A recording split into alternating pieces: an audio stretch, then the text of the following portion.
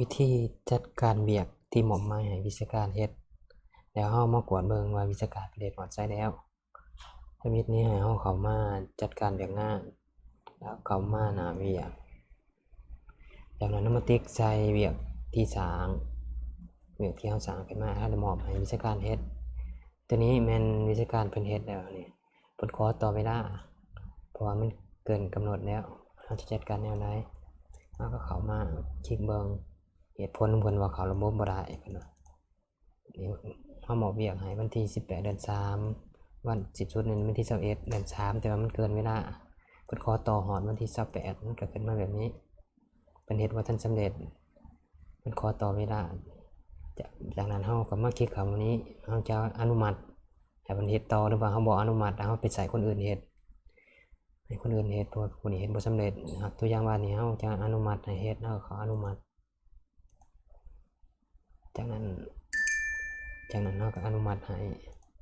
วิชาการผู้เก่าเพิ่นกำลังให้เพิ่นเฮ็ดนี่เพิ่นกำลังดำเนินการอยู่ในกรณีว่าเพิ่นกำลังดำเนินการอยู่ตอนนี้แล้วเพิ่นจะเฮ็ดสำเร็จตัวอย่างว่าเด้อเพิ่นเข้าไปดำเนินการแล้วเพิ่นดำเนินการแล้วเพิ่นก็แก้ไขสถานะเอามาหน้ามิดก่อนนี่เพิ่นเฮ็ดแล้วสำเร็จแล้วนี่เฮาหากันกดสอบเพราะว่าเพิ่นได้จัดการเวียกที่เฮาหมอบหมายไปก่อนต่อเวลาแล้วเพิ่นเฮ็ดแล้วมันจะขึ้นแบบนี้เราถามกดสอบจากนั้นเราคลิกเข้ามาเพิ่นเฮ็ดเรียบร้อยแล้วเวียกตัวนี้จากนั้นเขาก็มาว่าใส่สำเร็จ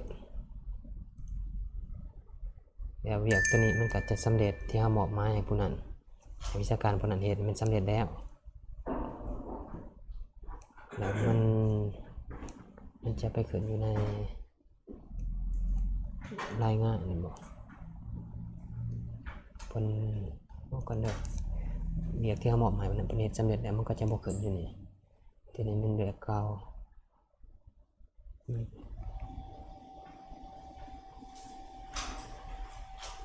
เราก็ลองอย่างนี้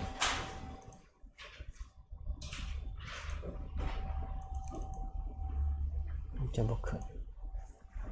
เวียกตัวนี้เป็นเฮาสามารถ